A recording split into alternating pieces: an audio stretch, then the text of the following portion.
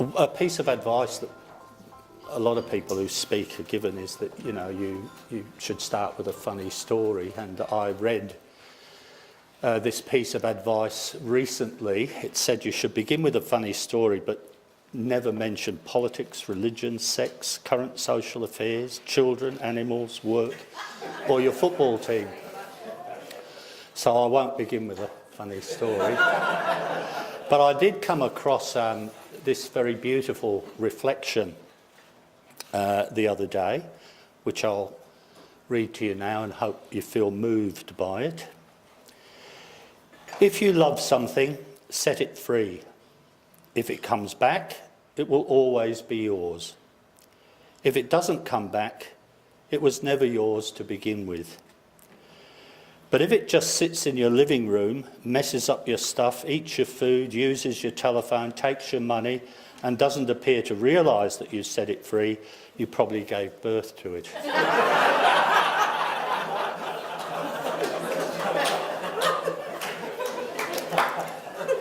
And for some people that might be theoretical. For a lot of us parents, of course, we know it's true, but we love them. That has absolutely nothing whatsoever to do with what I'm going to talk about this morning. Over the last, I've been asked to talk about this. So we're looking at organisational culture and how we keep it transformed. It's not really something that you transform once, it's how we keep it renewed. And the formation of Vincentian leaders, which of course is a key to that movement of transformation. And so I'll be building on what Pat has just said, of course. Over the last 12 months, I've been dipping into Frederick Ozanam's Letters, A Life in Letters, which was translated by Joseph Dervin, and I'm sure Vincentian priest, who I'm sure you've heard of, because you probably have a copy of those letters. I mean, it's very interesting, isn't it? You can read as many biographies of Frederick as you like, and many of them are good. And then there are the reflective studies too, you know, Love and Politics, and so on, which all give us great insights into Frederick. But there's nothing like what they call the primary sources. There's nothing like going back to the words of the person themselves, in this case Frederick, in his letters. Now, obviously, you can't, if you've seen the volume, A Life in Letters, you can't pick it up and sort of read it from cover to cover. It's not light bedtime reading, but you can dip into the letters and you get a sense of the man in a quite different way than you do when you read his biography. His letters, as well as the early biographers, they show us a man able to hold together in creative tension what are often polar realities, or seem to be, and to integrate these realities holistically, when most of us would be likely to let, you know, one end of the pole overtake the other. And this capacity that Frederick had to hold things together, in other words, to be holistic, to be holy, really, to hold all the bits together, is a model for the society today. It always has been, of course. He and his early companions were able to do this as a group. It wasn't just Frederick, but Frederick's letters show this. For instance, his soaring ideals, you know, these great ideals, and the capacity he had to speak to the heart and move the heart as well as the mind, seemed to work in perfect harmony with his very grounded pragmatism, very earthy, grounded, practical man. So these things, they reveal to us a very special human being, someone able to inspire hundreds and then thousands by the clarity of his gospel vision as it applied to the environment of his day, appealing to heart as well as mind, as I've said, and yet so grounded in the smells, the dirt, and the human pain of the poverty and the misery that he experienced in the garrets and the cellars of France, of Paris first. You know, the pain of the poverty of the people who dwelt there. And such integration has ensured that the movement he founded still flourishes throughout the world today. If it had been one and not the other, just soaring ideals without the pragmatism, or the pragmatism without the soaring ideals or the spirituality, as Pat has shown us so vividly, the organisation would have died out a long time ago. There would have been no movement. He was able to marry his political aspirations and ideals for a socially just republic, as you know, very strong republican, in which the systemic causes of injustice were addressed, with the very practical day in, day out business of alleviating the concrete needs of those who were suffering. You know, he experienced with them the cold and the hunger, the humiliation of entrenched poverty, and they were his friends, they were in fact his masters. He held together in an integrated whole, in other words, the need for advocacy on the one hand, you know, advocacy for structural justice, I mean, and the very practical need to feed the hungry every day on the other. So he saw the practical work of the society as dependent upon always keeping a close watch on the internal life of the society. And this is really what Pat's been talking about, so I'm not going to repeat what she has said, but he was able to hold these two in balance. He could see that the depth of soul, the spirituality, the inner life of the organisation actually influenced very strongly the way in which the members of the early society performed their tasks, the way in which they approached those who experienced entrenched poverty. So the inner life of the society, if you like, the culture of the society, had to create an environment for Frederick in which identification with the poor Jesus, first of all, who lived with and for the poor and the outcast, whose preference was to be with those who didn't count, who'd been left behind, who were unacceptable, that this identification with this Jesus, this particular Jesus, that we find in the Gospels, would empower the members to truly embody and imitate the Lord who came to serve rather than be served. And as you well know, and you can see this in his letters, he saw the first purpose of the society as he said it, as being the sanctification of its members.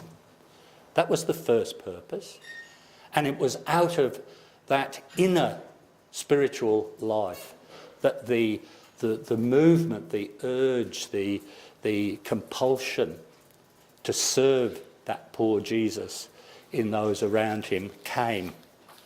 So building upon that particular insight, this latter insight, namely that the inner life of the society is inextricably linked to the efficacy of the work of the members, I'd like to suggest that one contemporary way of expressing this is to say that the society, in fact, must constantly review how it understands and articulates its vision and guiding values, and how it communicates those values to new people entering the group in contemporary and engaging ways.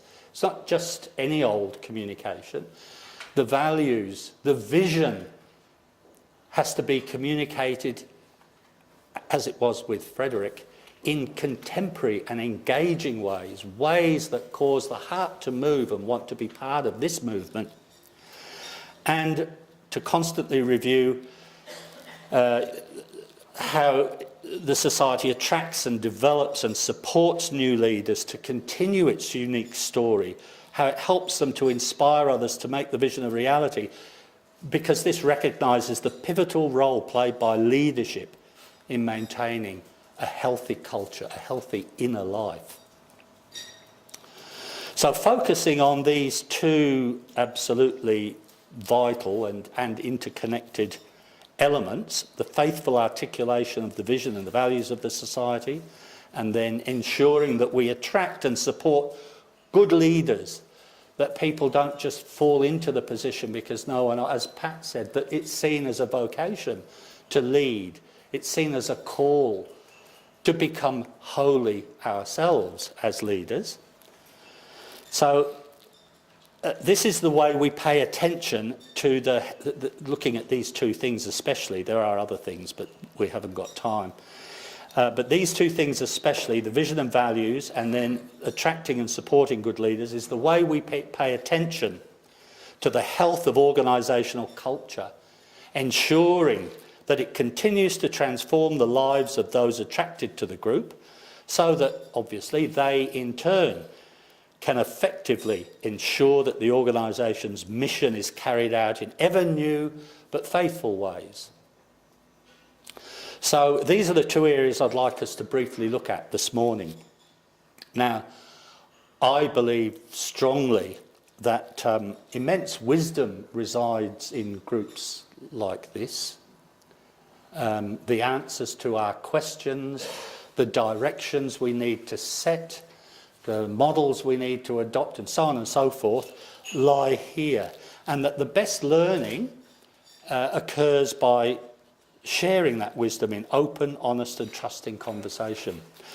So in this time together, there'll be some input from me, and that's simply to facilitate the emergence of the wisdom that's already here. But mostly it'll be your own sharing. So there'll be two periods this morning where I would like you to converse together in your small tables, or however you want to do it, in small groups together, and then to hear from you, to feed back to the larger group around these two issues, around the vision and the values, and around leadership, attracting it, supporting it. So the knowledge is here. We acknowledge that. The commitment is here, the wisdom is here, and above all, the Holy Spirit is here. The Holy Spirit is here amongst us, moving in this room this morning. And this is all at the service of the Society of St Vincent de Paul, for its greater good, for its improvement and for its effectiveness. Of course, that means that we have to listen to the voice of the Holy Spirit. Again, as Pat said, you know, we acknowledge the presence of the Lord in our confreres, or in our companions, our friends within the society. We acknowledge that it doesn't matter whether we agree with everything the person we're talking to says. The point is we have to listen, as Saint Benedict used to say, listen with the ears of your heart, to listen for the Spirit speaking through the people around you, ordinary us people, created in the image and likeness of the Lord. So what is organisational culture before we get into our conversations? Well, we don't need to spend a lot of time on this because I'm sure instinctively you kind of know what it is. Every organisation has its own unique personality, just like people do. And this unique personality in an organisation we call its culture. It's a system of shared assumptions, values, beliefs, which strongly influence the way people behave in an organisation. So organisational culture, the inner spiritual life of the organisation, really influences the way people behave within an organisation, for the good or for the bad. It provides guidelines and boundaries for the way members of a group behave towards each other and towards those they serve, whether that's the disadvantaged, the marginalised that the society seeks to support, or even, customers who come to Myers for goods. The culture will determine how those people are treated. So culture is really difficult to measure. In fact, it's probably impossible to measure.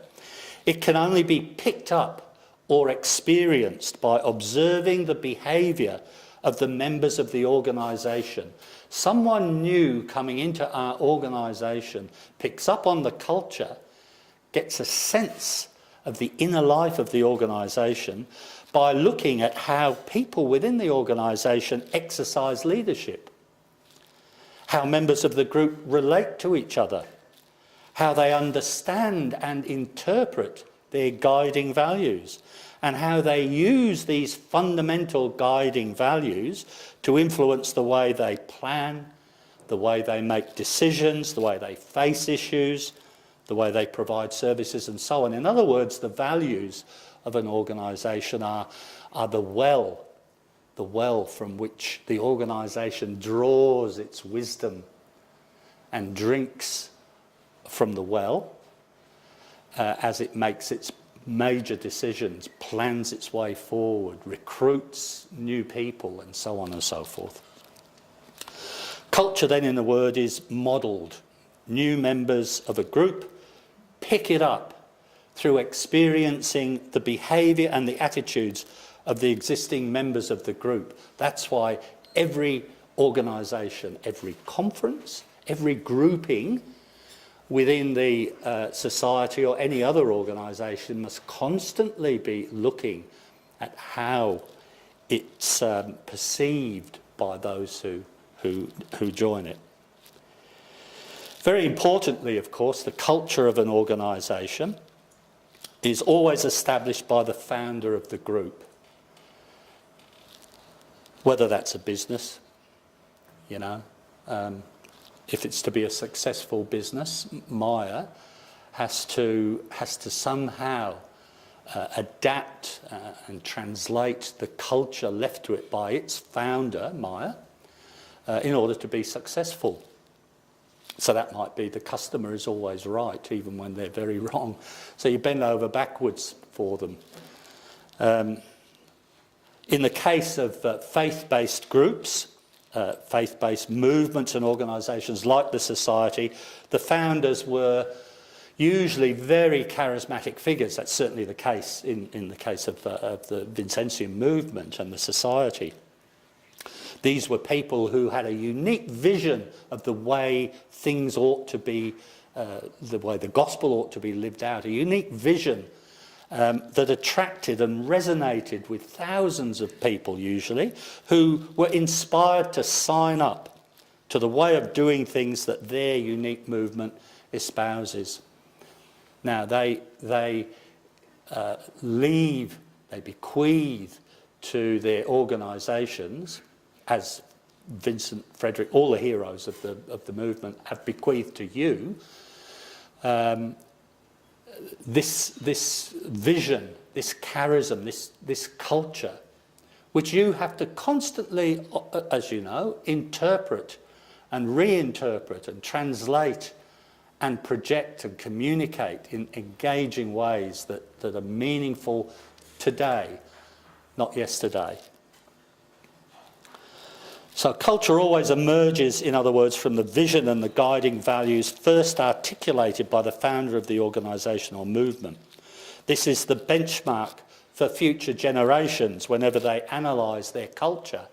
So it's common for values-based and faith-based organisations, such as the Society, to have an orientation program that lays great weight on the vision and the values of the heroes, the founders of the movement, particularly Vincent and Frederick, but those giant women too who were part of the movement.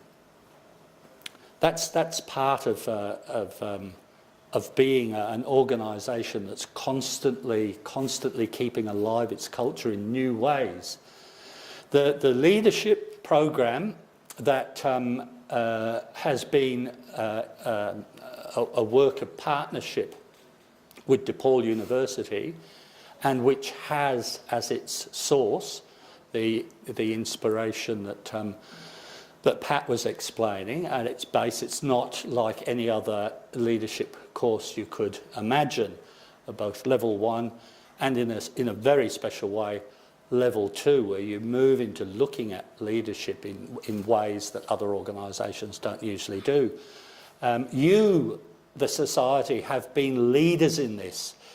I am still involved in the community services sector, social services, and I do a fair bit of work, odd jobs, for Catholic Social Services Victoria, the peak body, and they have a great network of other organisations who truly envy what you've actually been able to achieve and put into practice and to grow within the organisation. An organisation with no commitment to formation of its leaders is a dying organisation.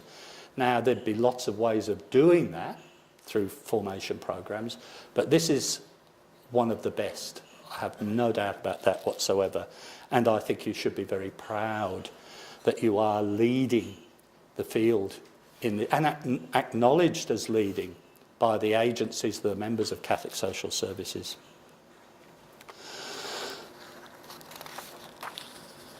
So, finally, importantly, that last point there, organisational culture is sustained by ensuring that those who join the organisation share the same core values. At a conference level, you know that. You need to attract people who share those same core values, who want to walk in the footsteps of the Lord in the way that Frederick laid out.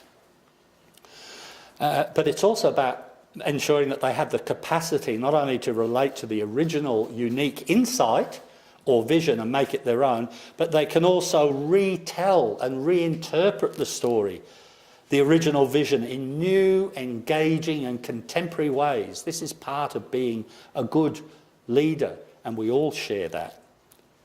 So that the vision and the values aren't dead things of history, you know, but they're always renewed and relevant in every age. And leaders, both formal and informal, are the key culture carriers, And so their recruitment, development and training and ongoing support is crucial to maintaining a healthy culture. So leadership, the recruitment of good servant leaders is crucial to maintaining a healthy culture. So, what does a healthy culture look like? We're going to talk about that a bit more later. But just very briefly, before our conversations, what does a healthy culture look like? Well, there are probably hundreds of signs of a healthy culture, and I know that Pat would have read them all, so I'm a little bit, in picking out 5, a bit nervous here. These are the 5, I think, and they do come from a fair bit of reading around organisational culture, but most of all, they come from my own experience of being a leader within a Catholic not-for-profit social services or social welfare organisation for about a quarter of a century.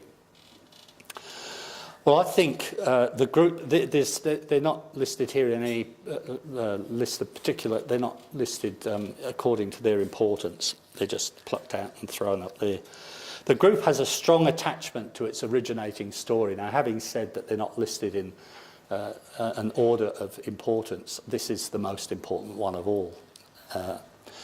It has a strong attachment to its originating story and the values and the vision that the story gave birth to. And it has a strong commitment to interpreting the story, its special story, and telling it again in new ways at every opportunity throughout the organisation, finding any excuse to tell the story in different ways and to celebrate the story in different ways. This originating story, the unique vision and values of the organisation, as I've said, is a well from which the group draws its wisdom when it's making decisions, when it's planning or facing challenges. So the story has to be ingrained. There have to be strong formation processes in place in any organisation that wants to do this. And so we're asking, really, in our contemporary organisations, if they're values-based and faith-based, such as the Society, is this what Vincent would do? What would Frederick do? It should be obvious in a healthy culture that the group shares a common direction as a result of its values. Now, that doesn't mean uniformity. The group shares a common direction as a result of its values. From the way the group behaves, from the way leadership is exercised, from the way people treat each other, it should be obvious that there's a real commitment to the purpose and mission of the organisation. And the disconnect between stated values, the values on the wall, or in the brochure, a disconnect between the stated values and the actual behaviour within the organisation has always been the death knell of an organisation, whether it's 2 years old or 200 years old. There has to be a real effort, a real striving to make the values lived values. And yet within that common direction, and this is really important, it should be equally obvious in a healthy culture that everyone has input, knowing that their insights, their talents, their personality, their own feelings are valued, highly valued. So it's not uniformity. It's about all of us looking in the same direction and bringing our own gifts of wisdom and insight to the journey. Thirdly, the group with a healthy culture will have a strong commitment to the principle of subsidiarity. Now, this is a principle, as you all well know, that originates in Catholic social teaching, but it's valid for every organisation, everywhere, at any time. That's a big call, but it's true. It doesn't matter whether it's a for-profit business or whether it's a tiny little religious movement or whether it's a very large religious movement such as yours. This principle is always and everywhere valid. It means decentralised decision-making, allowing decisions to be made and problems solved at the grassroots, unless support from higher up the chain is required. So leadership, in other words, is seen in terms of empowering everyone in the group, which is the essential purpose of subsidiarity. Without going into it in any detail, you realise that principle of subsidiarity was enunciated by Pius XI with the rise of Stalinism, the rise of Nazism, so central command economies and governments. And so it was an attempt at a political level to talk about the immorality of taking power away from the people. So where things can be done at a local community level, the Pope said, that's where they should be done. Only when the local community has some deficiency or is in need of some resources should a higher level intervene. Now that applies within our organisations too. If this is a reality, subsidiarity, within a culture, then leadership will be seen as service, not as power. It will be seen as empowering, not as standing over. And this is very much in the spirit, obviously, of Blessed Frederick Ozanam and St. Vincent de Paul, who wrote many of his conferences. Vincent de Paul's conferences contain this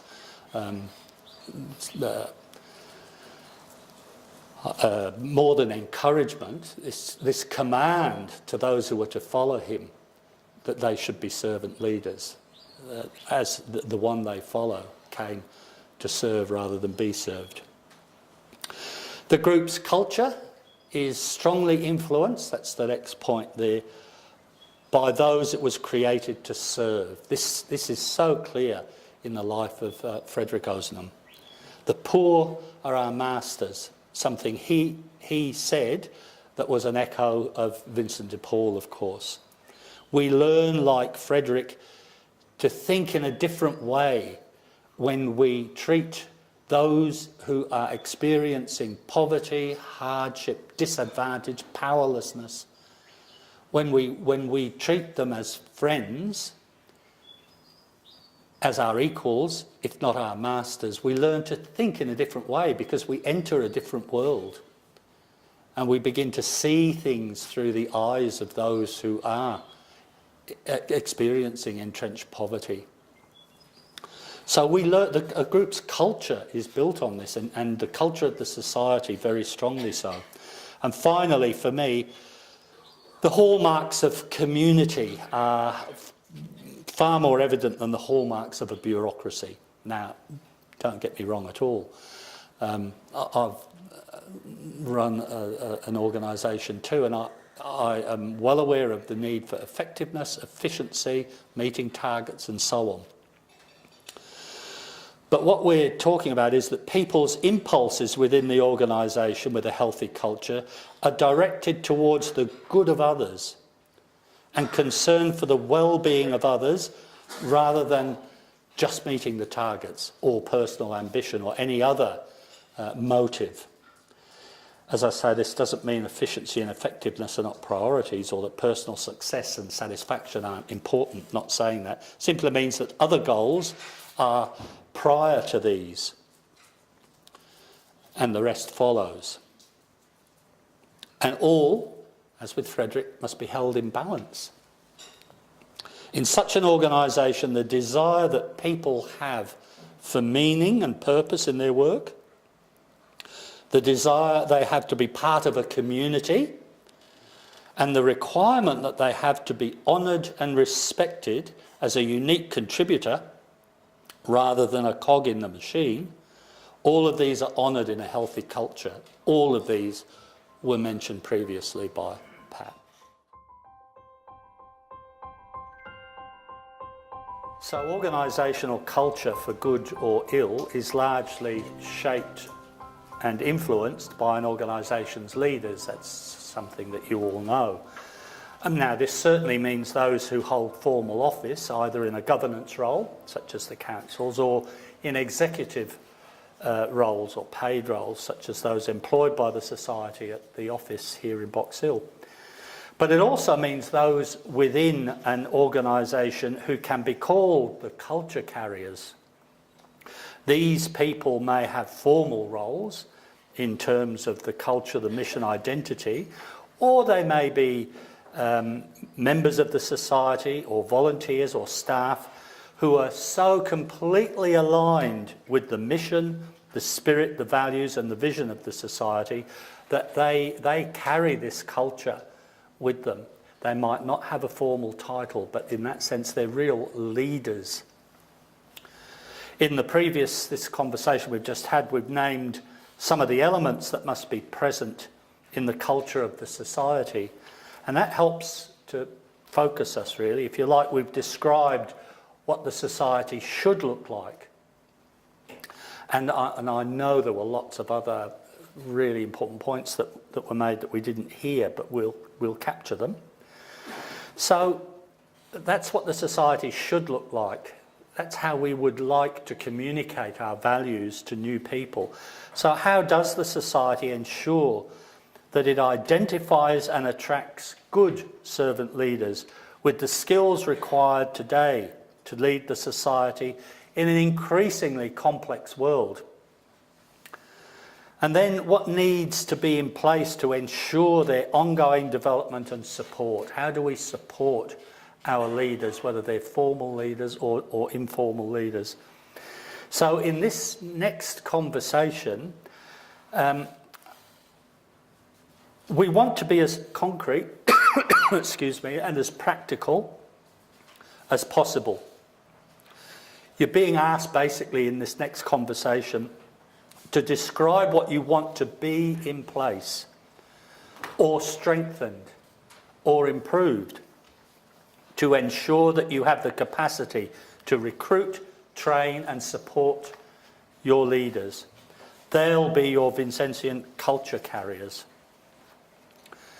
So, in your groups, what systems, structures, practices have to be in place to ensure that we attract, support and develop good Vincentian servant leaders? In other words, what are our key strategies for identifying good leaders? What do you think they should be? What are our key strategies for supporting and developing them? What do you think they should be? In other words, it's kind of like that blue sky stuff, isn't it? This is what we would like to see in place. If we had unlimited resources, and in terms of recruiting good leaders and supporting them, it's often not about financial resources, it's us, isn't it? It's us who make up the kind of society and environment in which people will feel attracted to come. With the conviction of Frederick Ozanam that the society should be a place that mirrors the servant leader Jesus, a grace-filled place at every level, whether that's at the conference or whether it's at the central office in Box Hill or wherever the family of Vincent de Paul and Frederick Ozanam are and meet, that they be a place that mirrors the servant leader Jesus, a grace-filled place where authentic leadership always heals, reconciles, unites, provides vision and creates a culture that is just, and where those within that culture, whether that's at the conference or whatever level, experience this place as a place of justice, of harmony and of fulfillment. People should be happy wherever they are in the society. Such a place, of course, nurtures and develops people who can rise to the challenge of St. Vincent de Paul. Without that inner life, that culture, that healthy inner spiritual life of the organisation, the activity is crippled, basically. So what we want is to nurture a place that develops people who can rise to this challenge, the challenge of St. Vincent de Paul. Let us go forth and work with renewed love in the service of the poor. Let us seek out the most poor and abandoned. Let us realise that the poor are our lords and masters and that we're unworthy to render them our small service. And I'd like to thank you for the honour and the privilege of being here today. It was a bit difficult to follow Pat, of course. However, I've been involved with the society and the development of its leadership programs for a while now. I have a great love for the society, and I'm very grateful for this morning, the opportunity to speak, but also for your being here and accepting my words, and I thank you for that.